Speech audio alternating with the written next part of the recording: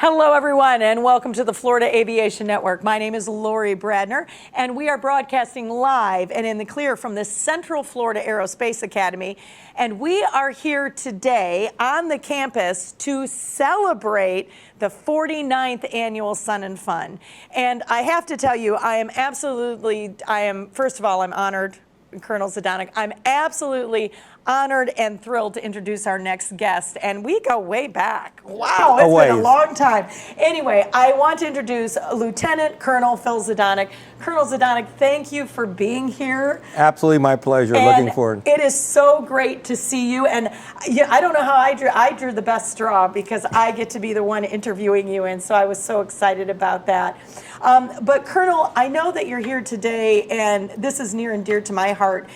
Let's talk a little bit about the Civil Air Patrol, and I want to go ahead and put the mic, let you have the mic, and tell us a little bit about, for our viewers, I know a lot of us know, but I bet there's a lot of people that don't really know about Civil Air Patrol, the mission and the vision, and what it's all about. Sure. Well, absolutely. Civil Air Patrol is a civilian organization that was started on 1 December 1941, just a week before Pearl Harbor, by a bunch of civilian pilots that wanted to get together and realize that things were happening around the world and stuff, and they wanted to set up coastal patrol bases all along the coast from Delaware all the way around the state of Florida through the Gulf of Mexico over all the way to Tampa, and to Texas rather. And so they got together and they formed an organization, and we actually flew missions throughout World War II and identified many submarines that came close to us. In fact, the first air medal awarded during World War II was given to a Civil Air Patrol pilot. I didn't even know that. That's really. Yeah, it's a little known fact. But okay. No, I so didn't. So anyway, founded in 1941, actually became a 501c3 corporation signed by Congress, adopted by Congress in 1947. Okay. And that mission continued on until just recent past. We were known as an auxiliary to the Air Force. But just in the last 3 or 4 years, we actually are now a component of the Air Force, along with the active duty, the Guard, the Reserve, and now Civil Air Patrol. So we're an actual component of the Air Force. Wow. So that was a big feather in our hat, and to be able to have that recognition. The three missions of... Can I ask, Colonel, what prompted that change?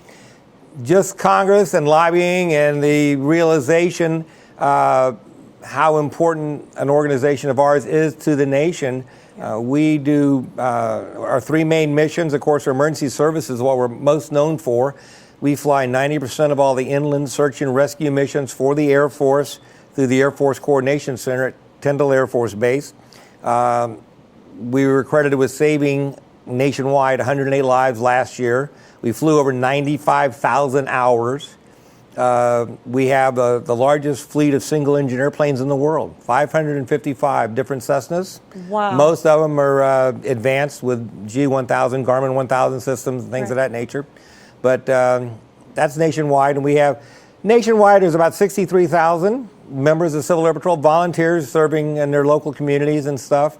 And again, in 1,400 locations. Here in Florida, we have 71 squadrons located from Key West to Pensacola, and we have about 3,300 members here in Florida. We have 27 aircraft, 33 vehicles. Wow. So we perform a lot of those missions. On the emergency service side, let me just highlight, during the recent Hurricane Ivan and stuff down in Southwest Florida, we literally had units from just about across the country come down and help support us in that mission. We flew hundreds and hundreds of hours, and the biggest thing we do is aerial photography, reconnaissance, things of that nature. We have 3D imaging.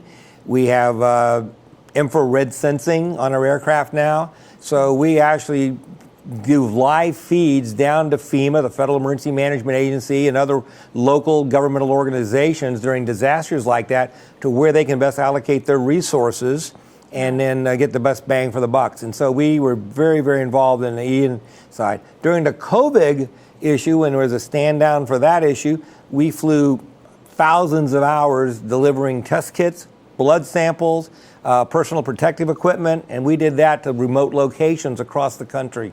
So that was another big mission that we took. So not only humanitarian, but disaster relief and things of that nature. Well, and it's all volunteer. It's all volunteers.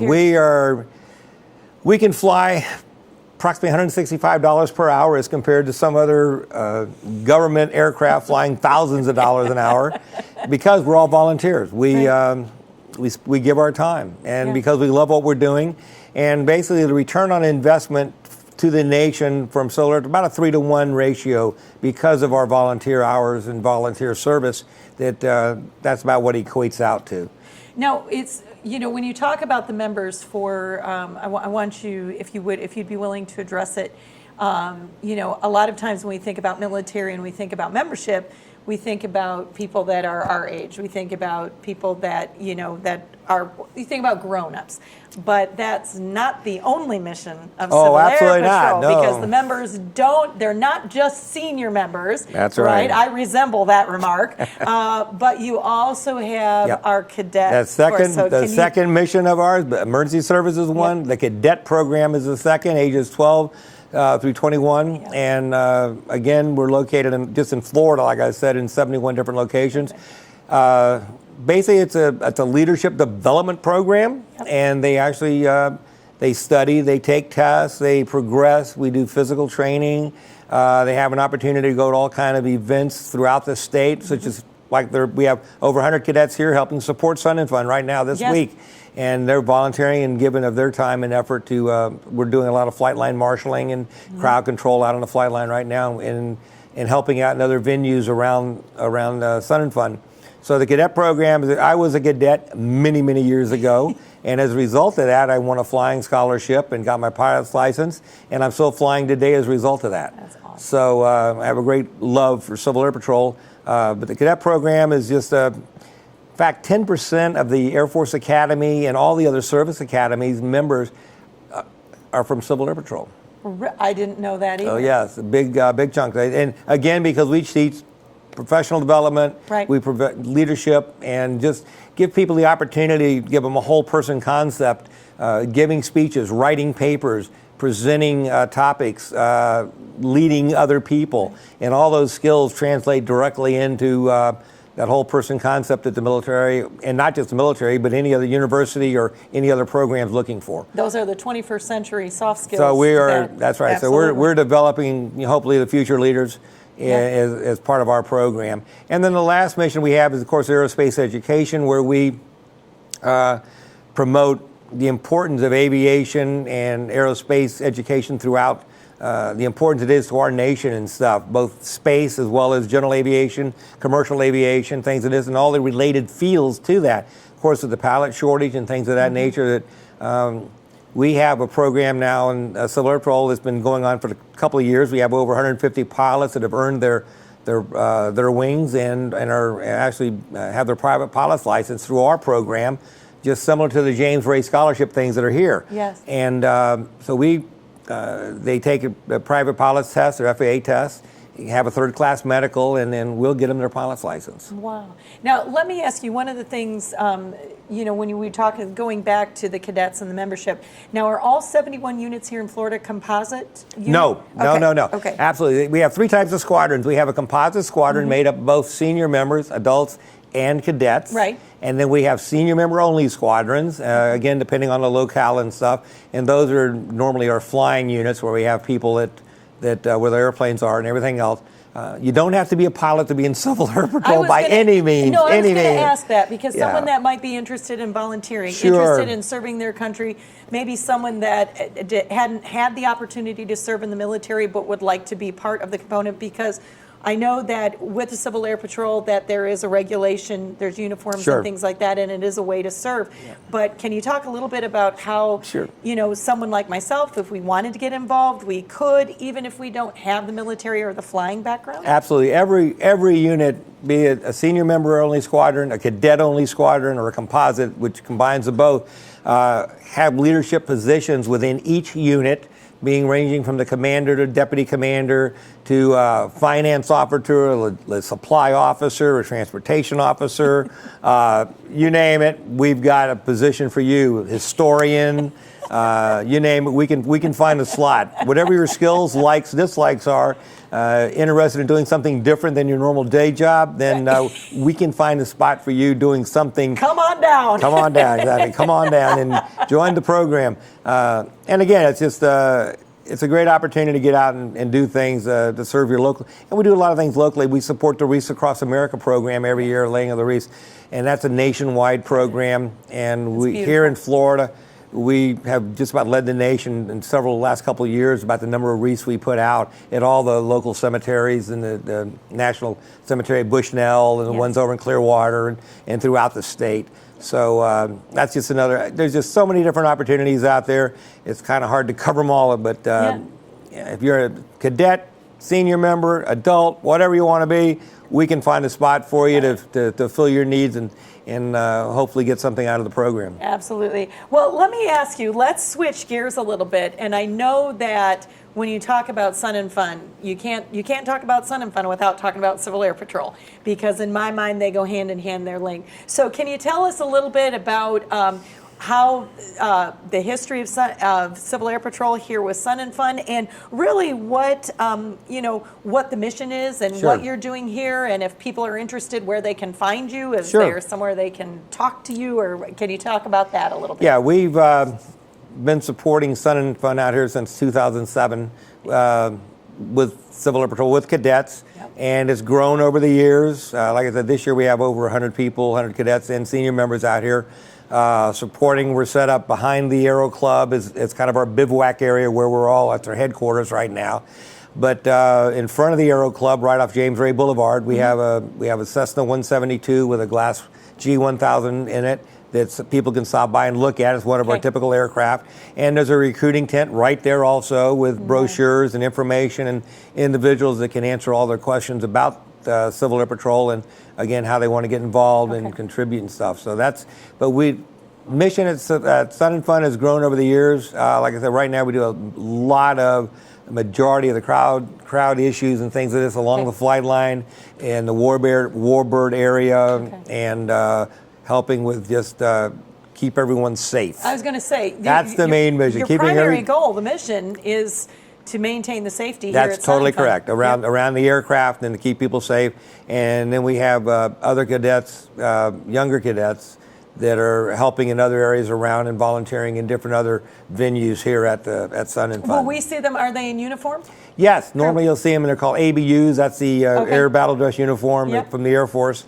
So they do wear a uniform, and you'll be identifying them. You'll see a Civil Air Patrol patch on them or something, and on a name tape and everything else. So. And that's awesome. And so you are just, once again, so if people are interested, they're right outside. Where are you again? Right in front of the Aero Club. Aero Club, perfect. Right, just past the main entrance. Okay. And right there, they'll see our airplane, and you'll see our recruiting tent. That's awesome. Can't miss it. Well, I want to go ahead and I want to touch on the third mission, because we had Barbara Walters Phillips here, and I certainly know, having been an educator, and it's so important that I think for teachers that are watching and teachers that are out there and just individuals to know, Barbara and I were talking about how important it is to engage students, and it doesn't matter if you're not teaching an aviation class. It doesn't matter if you're not an aviator, if you've never flown a plane.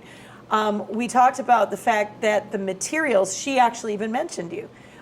She had mentioned the CAP and all of the materials that you have. So talk, just for the teachers that might be listening and those as we get ready, about all of the materials that Civil Air Patrol has at teachers' fingertips that they can use to engage their students. And it doesn't matter whether they're teaching math, English, history, you've got it. So I want to give you a chance, because it's amazing. It's part of the aerospace education, and our headquarters at Maxwell Air Force Base, Montgomery, Alabama. And we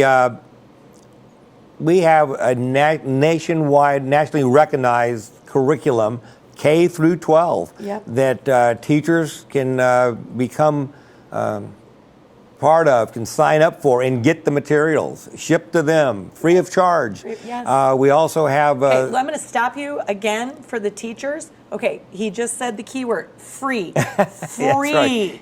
Okay, free of charge. So, I just wanted to make sure. Absolutely. Yeah, we have, and they can, and also we have another to support that. We have STEM kits, or science, technology, engineering, math kits. We have like 15 or 20 of those, I think, right now. And we're dealing with robotics to fluid dynamics to everything you deal about science and stuff, and those are available too. So people can get the materials and use them in their classroom. And like I said, they get the information for that by going to the national site. Okay. And that website is gocivilairpatrol.com. Okay, again, gocivilairpatrol.com. And go to and there's a pull down. It says the 3 missions, and one of them's aerospace, and you go to that, and it'll tell you all about the programs that they have available for teachers from, like I said, through K through 12, and just like I said, nationally recognized materials. Well, and it's and I can tell you, certainly having been a recipient and having them in my classroom, they are timeless. Yep. And then one other thing I want to touch on, because, and Colonel, you're going to correct me if I'm wrong, but I was wondering if you could speak about, because a lot of times when we're here at Florida Aviation Network, we're talking about flying and the aircraft and all of the missions. But for those students that are very technologically advanced and they're into all the computers, doesn't Civil Air Patrol have a Cyber Patriot program? And I want to give you an opportunity to talk to our viewers about that, because that is so important in this day and age. So can you speak to that just a little bit? Do you mind? They have an incredible program, and then again, it's a nationwide contest, basically. Yeah. That and we have many units in Florida. In fact, several years ago, one of the teams from Florida won the national recognition, and where they're given challenges in terms of cybersecurity, they're given different tasks, missions. They compete at the local level, and the state and regional level, and things of this nature against teams from across the nation. So the cybersecurity, all aspects of cyber, computers, if you're into that, don't have to be involved in flying, but if you're interested in anything to do in the cyber world, we have a great program that, again, is a nationwide program. And kids can get involved in that, and young adults can get involved in that and participate, and they make great advances in a lot of different things. And it's amazing how much more they know than I do. I didn't even come close to trying to qualify or discuss things with them, but I'm just amazed at what they can accomplish. But, well, and you know what, I tell you what, a Civil Air Patrol is definitely near and dear to my heart, and I also think we would be remiss because I know, just jumping back into that educational component and dealing with young people and the cadets, is how well, and I remember during my days here at the Central Florida Aerospace Academy, how well the Civil Air Patrol matches and really meshes with the junior ROTC programs that we have in our schools. And that is just such a wonderful, that's such a wonderful pairing. And so I think that that's so important. And, it sounds to me, Colonel, like Civil Air Patrol has something for everyone. They really do. Adult. Is there any age limit? No, well, not on the adult side. No, okay, that's what I wanted to ask. I'm getting up there, Colonel. I needed to ask. Yeah, they haven't kicked me out yet either, so I guess I'm still okay. But no, they age 12 on up for cadets and up to 21. A lot of them, some of them, when they go away to college, they kind of drift in and out. But then many of them come back and get back involved in the program. I took a 30-year break when I was on active duty in the military, and I was a cadet many years ago, and then took a 30-year break, and then came back in 2007, and been doing it ever since, and love it. We haven't let you go. Yeah. Absolutely. Well, Colonel Zedonek, I want to say thank you to you. It is always an honor and a pleasure, and it was so good to see you. It's good to see you also. Thank you for this. This is awesome. All right. All right. Well, we are wrapping up another day here in the studio at the 49th Annual Sun and Fun. It has been a magnificent day. The air show, the Sun and Fun, will continue through Sunday. So you haven't missed it yet. Come out and see us tomorrow. We're getting ready to head out to the flight line to see the air show. We're going to see the daily air show. And tomorrow, oh my goodness, what a great lineup for all of our viewers. We actually have the hot air balloon launch, and that's bright and early. That's dark 30. So we're going to ask that, if you like to get up, it's something to see definitely. And we will be back in the studio broadcasting live and in the clear. Again, my name is Lori Bradner with the Florida Aviation Network. We're looking forward to see you here at the 49th Annual Sun and Fun.